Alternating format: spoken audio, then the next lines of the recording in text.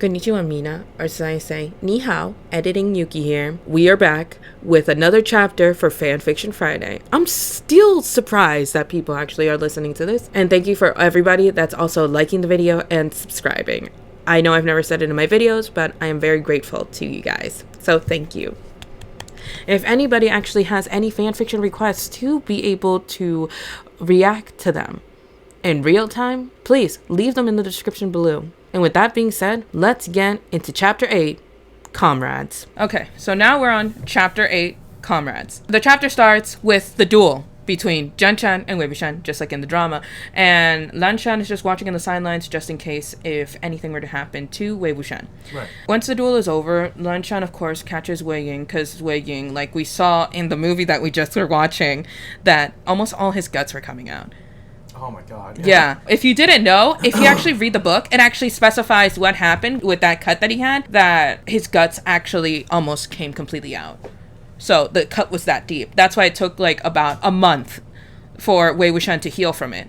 Damn. Yeah. They don't show like a time skip or anything, or what time frame. It's because this book, like I said, was on a website, so it was chapter per chapter, kind of like this. They never specified the timings. If it was made to be like an actual book, yeah, they would have specified the times. Lan-chan's just trying to wrap his mind around the fact that this duel was not even a real duel. They both came out injured.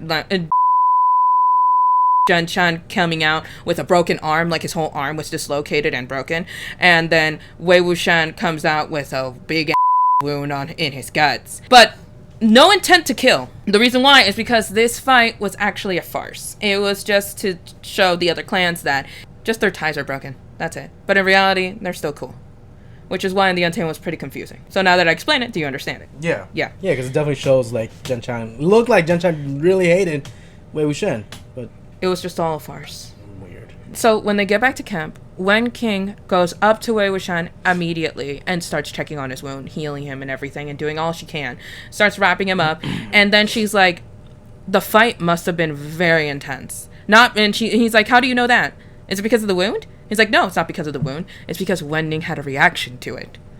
Wen Ning's body was like shaking and emanating resentful energy. While that's what it's called. Yeah. I kept thinking, it's like, what the is the term? I'm like, kept thinking it's like negative energy. I kept saying resentful energy. Yeah.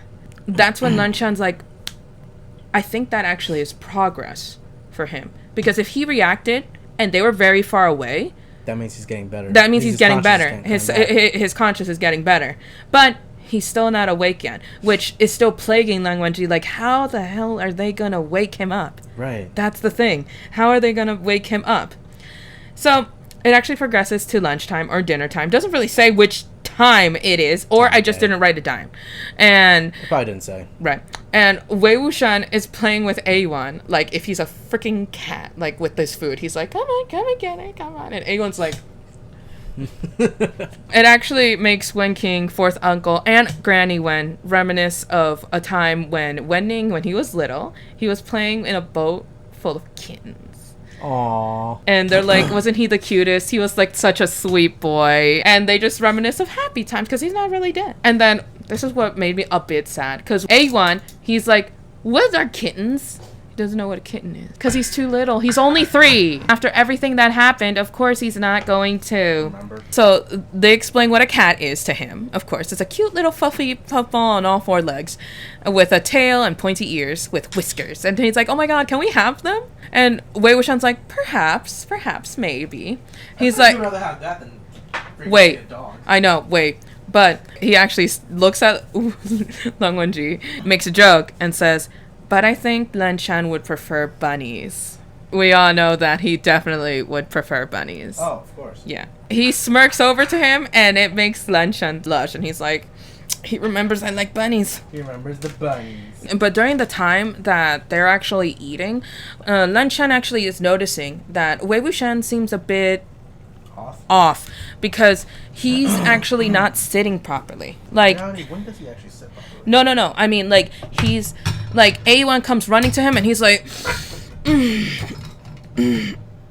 like in pain. Oh, okay, yeah. Like and he's like, is Wei Wuxian still suffering from his wound? Because as a cultivator, it should have at least closed up by now. Because of the golden core. The golden core actually causes them to heal up faster, almost kind of like a vampire. But a little slower than a vampire. But he doesn't know about it. So he asks if Wei Wuxian is fine. And when King and Wei Wuxian meet eye contact for a second before he answers. And Lan Chan's like, okay. So, like, that was pretty sus.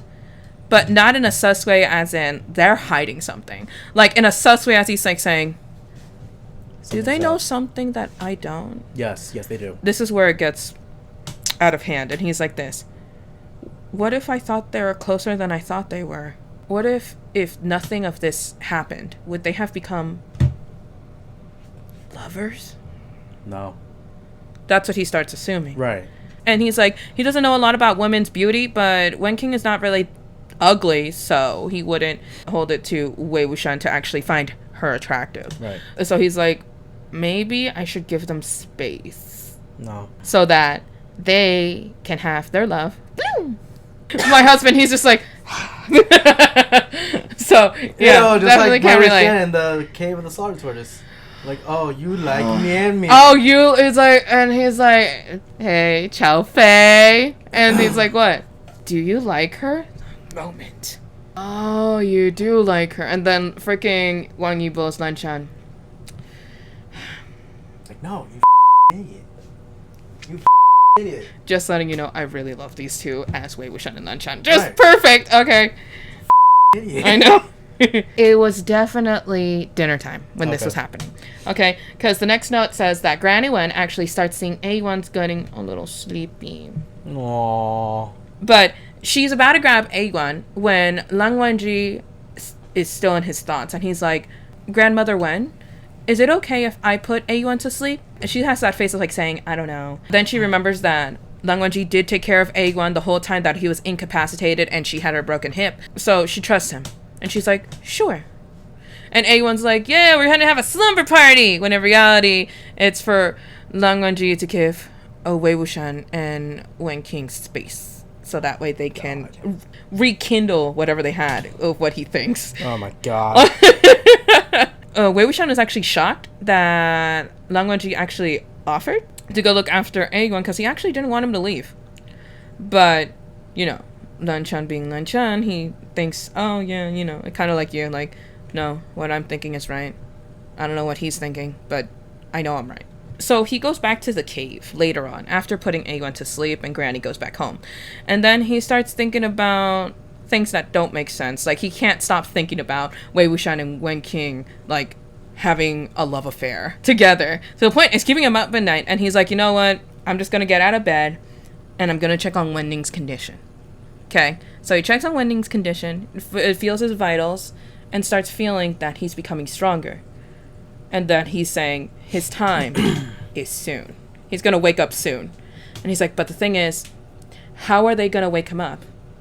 And that's when it hits him.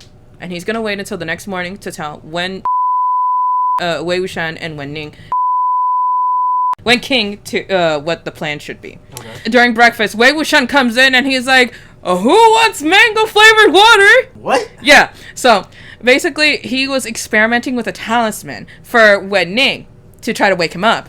Okay, this talisman didn't work, and it got stuck on a jug of water, and he didn't know, and he drank out of it, and then it tasted like mango juice. He made flavored water by accident. With a talisman? Yeah, with a talisman. See, at that point, I wish the camera was on me, because I'm like... You can come on this side. Really? Really? Really? You made mango flavored water with a talisman? By accident. It got stuck on the jug. What the does that okay. That's confusing. A mango flavored water because of because a freaking talisman got stuck on a jug of water. Yeah. Then again, they're cultivators, so anything could happen. But still, world of magic. After this little announcement, Lang Wenji tells Wen King and Wei Wuxian that he actually wants to talk to them about something about Wen Ning after breakfast. So then they go back to the cave, and he says something that shocks both Wei Wuxian and Wen King, and he says, we have to take Wenning out of the barrier. They're like, what? Why did they have to take him out? This is where I explain. Because he says that maybe if he gets overcome by resentful spirits, it probably will push out the rest of the resentful energy that's inside of him. When it came to COVID, you had to inject yourself with some of the virus to be able to get immune to it. Right. That's what he's basically saying. And Wei Wuxian's like, that actually might work. We use the talismans that we have on him to repress that energy while all the energy is coming out of him all at once. Basically kind of like throwing it up. Right. They're like, but where are we going to do it? We have to keep him away from the camp so that way he doesn't cause any danger. Right. And Lang Wangji's like, oh, I know the place to take him. He's going to take him to the place where it's in the drama where Wenning awoke, which was on a cliffside. Okay. By the way, I never mentioned, they actually build a wagon themselves for the radishes to sell them. And so they use that wagon to escort Wenning out of the barrier. They don't really know what's going to happen when he gets out. He definitely drew a lot of resentful energy towards him the moment he got out. Of course. And Wen King insists on going. Of course. Because it's her brother. Right. Like, during the time that Lang Wangji is pulling the cart, and Wei Wuxian's like, why did you pick this location? He's like, I just thought it would be a good location. That is so simple. Yeah. And he's like, that doesn't really explain it, but okay. And he's like, and besides, it's far away from the camp, so we don't have to worry. Right. And it's like, okay. So that might be getting any resentful energy. Right. And right when they get to that area, they take off the net that has all the talismans, right? And right when that happens, he kind of looks like the Exorcist moment, and is open up, and he's up in the air. And that's when Lang Wangji starts playing the Guqin and trying to appease him. Wei Wuxian's doing the same thing. Wen King thinks that they're hurting him, when in reality they are not. And then that's when Lang Wangji keeps playing the Guqin, and Wei Wuxian starts pasting all the talismans on him. And of course, we wait, and finally Wenning is calmed down, and he says "Jie," which means sister. Aww. And then he croaks out Master Wei, which is Wei Gongzi. Yeah. Aww. And of course, we already know when King Shi gets really happy, starts crying, hugging, and kissing his face. And then she goes crying to Wei Wuxian, saying, thank you, thank you, thank you. And of course, Lang Wangji is watching, because him and Wei Wuxian are having a moment where Wei Wuxian's like nodding at him as in, thank you for your help. And Lang Wangji is like, yes, of course, always, right. Always. Of course. And until Wen King latches herself onto Wei Wuxian, saying thank you, and he's like, what can you do? She's really happy. And Lang Wangji's like, I'm just not gonna look at that. I'm not gonna look at that. They can have their moment. Thank you. Okay. He's basically butthurt. All right. Adorable. Exactly. Okay. If only he knew. If only he knew. And so after they get Wenning back to the camp, and everybody's so happy that Wenning woke up, Wen King keeps putting things into his food, and Wei Wuxian is noticing it, and he's like, dude, calm down. He's okay. And she's like, let me baby my brother, dang it. They leave Wen King and Wenning on their side of the cave, and Lang Wangji says to Wei Wuxian, I need to speak to you about something. I was thinking about it this whole time, and now that Wenning is awake, he thinks that he and Wenning should move out. Wei Wuxian's like, I'm sorry, what do you mean you want to move out with Wenning? He's like, I've been thinking about it, and I know there's something between you and Lady Wen. And he's like, oh, okay, wait. He's like, wait, hold on. You think there's something between me and her? In what way? And I'm just like, Wei Wuxian is so thick-headed. Oh my god. He's so thick-headed, he's adorable. And that's when Lang Wangji just basically spills the beans, and he's like, I know that you guys have feelings for each other, and I would rather you have, your space with her after everything that's happened, and when Ning's now awake. And he's like, okay, let me stop you right there. Now I understand what you're saying. I don't have feelings for her. What? I don't have feelings for her. I think of her like a sister, like my Shiji. And besides, even if I did, like, heck, she would want to be apart from Wenning right when he woke up. Right. And he's like, and another note, I think of her like a comrade, like you and me. And I'm just like, ouch. like, because He's like, I want you to like me more than just a comrade. Than just a friend, dang it. And he actually says that, and he's like, oh. Okay. Aww. And walks away. Aww. But he's like, wait, but will you stay in the cave? And they meet eye contact, like, for a very long time. It's very specific. And Langwonji's like, I like you as a friend, but I want more. I know, and Langwonji's like, okay. Okay, yeah, I can say, yeah. And Wei Wuxian's like, I don't know what I'm feeling, but for some reason, I'm feeling all heated, and I am so happy that he's not leaving. So then they all go to sleep, and Wei Wuxian starts tossing and turning, and he notices that Wei Wuxian's tossing and turning, and he wonders why Wei Wuxian is tossing and turning so much, and it might be because he's too cold. So then Wei Wuxian gets off his bed, and he's like, hey, scoot over. Langwonji's like, what? What? He's like, well, are you gonna scoot over or not? And then he's like, yeah. And Wei Wuxian goes in with his blanket and his pillow and starts curling up like a little kitten in there. And Langwonji's like, keep your hands to yourself. Keep your hands to yourself. Respect his boundaries. Keep your hands to yourself. Don't do anything that he would not like. Keep your hands... Oh my god, he's moving closer to me. Keep your hands to yourself. And then the whole time he's like, but this is still nice. He's like, I think I can calm down if, you know, he's like right next to me. So then he decides to go to sleep. Then the next morning, Wei Wuxian wakes up and he's like, for some reason I feel really warm and cozy for once. And then he realizes he's woken up next to Langwonji, and he turns around and he's like, ah. he's about to scream. He's like, ah. And then Lanshan wakes up because Wei Wuxian fell out of the bed, and Langwonji's like, oh my god, are you okay? He's like, how, why are you in my bed? He's like, you're actually in my bed. He's like, what? What? And that's when he's like, I thought of you as Jun-chan. Oh my god, I used to do it when we were kids. Why didn't you just kick me out? He's like, why would I do that? You were cold, right? And he's like, well, yeah. Aww. And then he's like, but I didn't want to disturb you or anything. It wasn't disturbing me. Aww. Actually, he's like, if you're ever cold, you're more than welcome to be in bed with me. Which, again, makes Wei Wuxian blush. Right. And that's the end of chapter 8. This chapter has Lanshan going up and down emotional roller coaster. Lanshan has to watch the fight between Wei Ying and Jun-chan. It's at a draw. They hurt each other, but not to the extent of killing each other.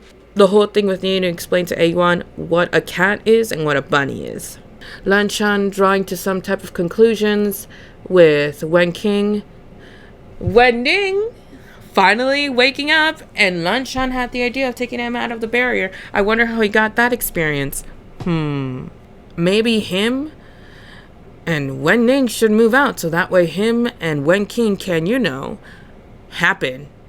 And Wei Ying's like, yeah, no, that's not gonna happen. And then he friend zones him. Oh my god. Why? The first few chapters of this fanfiction are always so painful, and I'm just like, oh my god.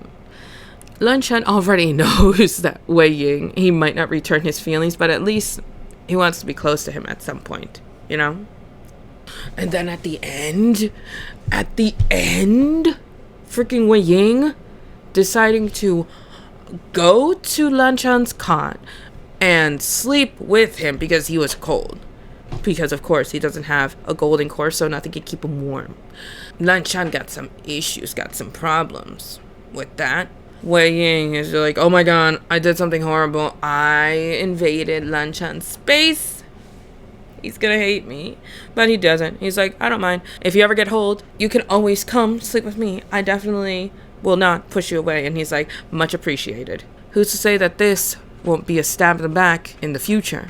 Because guess what? This girl knows that it is. And let me tell you, it is. So I hope you guys liked the video. Please leave a like and leave a comment below of whatever fanfiction that you actually want me to read. And with that being said, being weird is better than being normal. And I will see you guys next time. 加呢 and 再见.